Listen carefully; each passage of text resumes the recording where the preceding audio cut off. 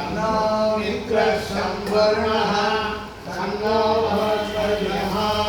तन्नो इन्द्रो बृहस्पतिः तन्नो विष्णुरुद्रः नमो ब्रह्मणे नमस्ते वायो त्वमेव प्रत्यक्षं ब्रह्मासि त्वामेव प्रत्यक्षं ब्रह्म वदिष्यामि मृतं वदिष्यामि सत्यं वदिष्यामि तन्मामवतु तद्भक्तारमवतु अवतु माम् अवतु भक्तारम्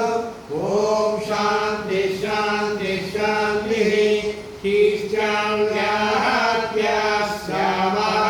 वर्णस्वरः मात्रावलं तामसन्धानः इत्युक्तक्षेत्याध्यायः सह नौ यशः सह नौ ब्रह्मवत्यसम् अथावस्वगुहिताय उपनिषदं व्याख्यास्यामः पञ्चस्वधिकरणेषु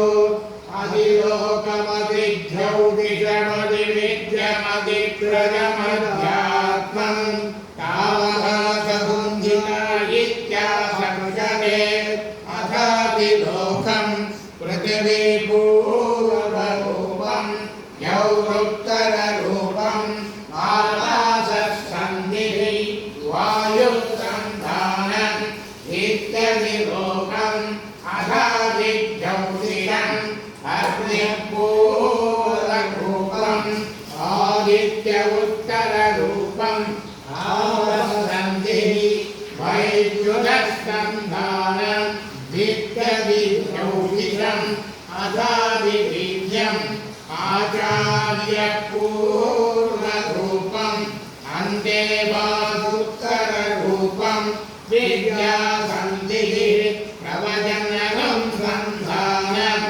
इत्यधिविद्यम् अथादिप्रजम् मातापूर्वरूपम् पितोत्तररूपम् प्रजासन्धिः प्रजननं सन्धानम् इत्यधिप्रजम् अथाध्यात्मम् अथाणुपूर्वरूपम् उत्तराणुत्तररूपम् वाक्सन्धिः जिह्वासन्धानम् इत्यध्यात्मम् महासुन्दिताः य एव वेदामहासुन्दिता व्याख्याता वेद सन्धीयते प्रजया पशुभिः ब्रह्मवक्षसेनान्नाद्येन सुवर्गेण लोकेन यच्छन्दसा वृषभो विश्वरूपः सम्भोग्यो बहुधास्त्रं बभूव समेन्द्रो मेधयाः स्पृणोतु अमरस्य देवकारणो भूयासं शरीरं मे विचक्षणं जिह्वा मे मधुमत्तमा कर्णाभ्यां भूरि विस्कृवन् ब्रह्मणोऽसोऽपि मेकय पिहितः श्रुतं मे गोपाय आवहन्ति विदम्भाना पूर्वाणाशीलमात्मनः वासागुं श्रीममकावस्य अन्नपानेश सर्वदा ततो मे सृजमावः लोमसां वसुरिष्ठः स्वाहा आमायन्द्र ब्रह्मचारिणः स्वाहा यतो जनेयानि स्वाहा वेयान् वस्य शोकानि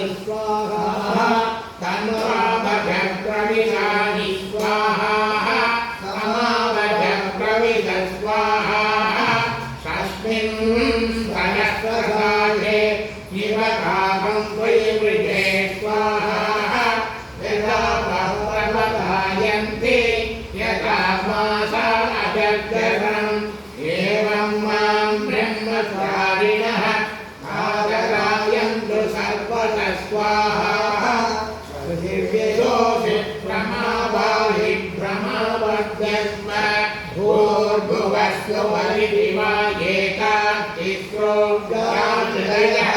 तासामुखमैकान्त्यज्योते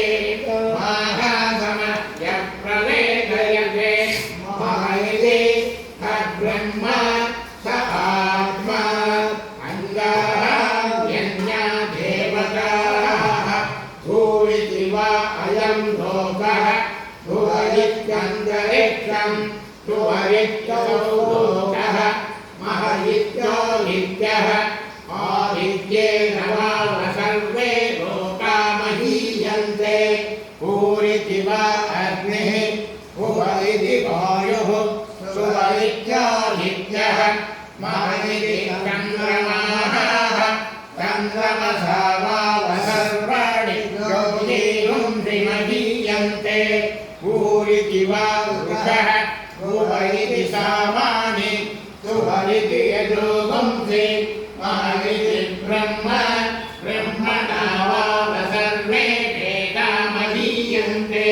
भूरिति वै प्राणः भुवरित्यपाणः सुवरितिर्ज्ञानः महदित्यन्नः अन्नेन वाव सर्वे प्राणा महीयन्ते तावादेकास्तदत्रस्तदोता सदत्रस्तदस्रोऽव्यहृदयः कायो वेद समेत ब्रह्म सर्वेऽस्मै देवा बलिमापवन्ति तयेनोऽन्तर्हृदय आकाशः तस्मिन्नयं पुरुषो मनोमयः अमृतो हिरण्मयः अन्तरेण तालुके यदेतस्तन इवावलम्बते तेनोर्योनिः यत्रासौखे शान्तो विवर्तते यमोक्त्यशीर्षकपाले भूरिभ्यग्नौ प्रतिष्ठति भुवि वायौ स्वरित्यादित्ये महदिति ब्रह्मणि आप्नोति स्वाराज्यम् आप्नोति वनस्पतिं वाक्पतिश्चक्षुःपतिः श्रोत्रपतिर्विज्ञानपतिः एतत्ततो भवति आकाशशरीरं ब्रह्म सत्यात्मप्राणानामं मन आनन्दं शान्तिसमतममतम् इति प्राचीनयोग्योपास्व पृथिव्यन्तरिक्षं ज्योतिषो वाङ्करदिशाः अग्निर्वायुरादित्यचन्द्रमा नक्षत्राणि आपवोषधयो वनस्पतय आकाश आत्मा इत्यभिभूतम् अदाख्यात्मं प्राणो ज्ञानो भानौजानः चक्षुश्रो ब्रह्मणो वाग् तत्कर्मवास्ति मध्य एतदविविधाय ऋषिरवोचते पान्तं वादिगतं सर्वं पान्तेनैव पान्तद्वस्पृणोतीति ओमिति ब्रह्म ओमिति गतं सर्वम्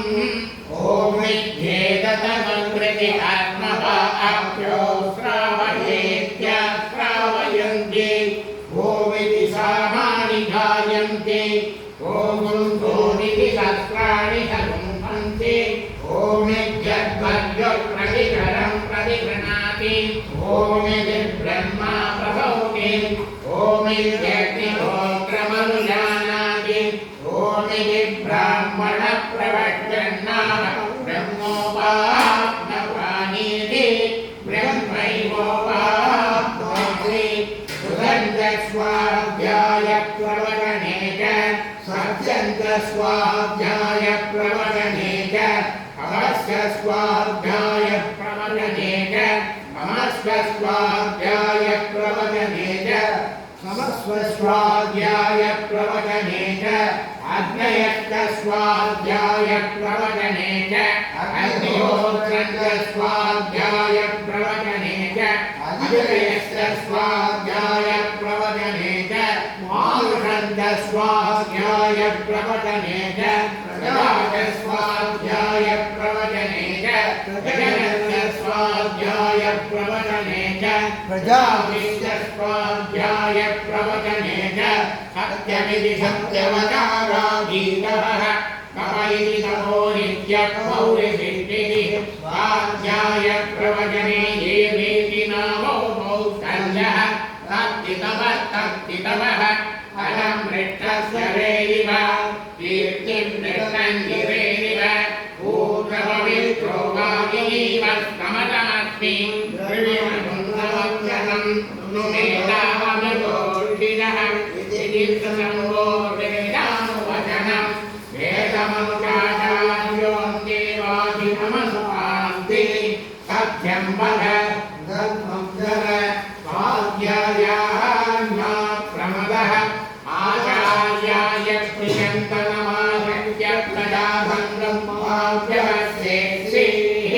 सत्यान्न प्रमदितव्यं धर्मान्न प्रमदितव्यं कुशलान्न प्रमदितव्यं बोध्यैन प्रमदितव्यं स्वाध्याय प्रवचनाभ्यान्न प्रमदितव्यं